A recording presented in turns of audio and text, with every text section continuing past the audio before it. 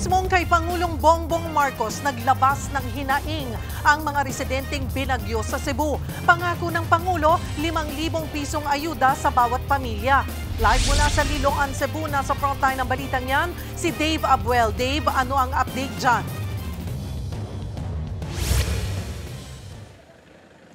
Cheryl, sa 147 na napaulat na nasawi sa buong probinsya ng Cebu dahil sa Bagyong Tino, 39 ay mula rito sa Liloan. Binisita naman ni Pangulong Bongbong Marcos ang mga residente ng Liloan ngayong araw.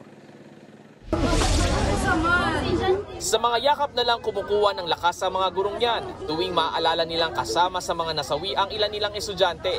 Kita sa mga luha nila ang lungkot dahil bukod sa mga mismong bahay nila, sinira rin ng bagyo ang kanilang mga classroom. May isang estudyante pa akong namatay kasi hindi daw sila nakaakyat sa baha. Ang residente namang si Geraldine Kundiman, todo pasalamat na maaga silang lumikas. Kung hindi po sinabihan kami na lumikas na kayo dahil malaki yung baha, ubos kami lahat, patay kami lahat, hindi kami lumikas. Di kalayuan sa evacuation center ang lamay ng 7 mag-anak. Hindi na nagpaunlak ng panayam ang mga kaanak nito dahil ayaw na nilang balikan ang trahedyang ikinasawi ng mga biktima.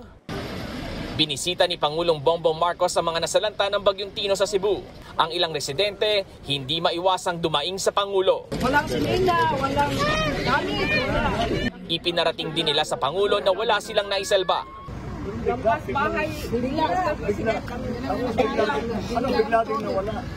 Sumalakas yung matagal nawala kayo. Matutubig kayo. Walang mayente, walang tubig. Parating lahat yan. Pero unang-una, mabuhayin muna namin kayo. Pagkain at saka tubig. Kasama niya sina DPWH Secretary Vince Dizon, DSWD Secretary Rex Gatchalian at iba pang mga opisyal na pamahagian ng relief pack sa mga residente. Kada pamilya nakatanggap din ng 5,000 pisong tulong pinansyal. Ayon kay Secretary Rex Gatchalian, sapat ang supply ng relief goods. Cheryl, sa buong araw ay naging maayos ang panahon dito sa Liloan. Sinamantalayan ng mga residente na naging abala sa pag-alis ng mga putik na pumasok sa kani-kanilang mga bahay. Cheryl.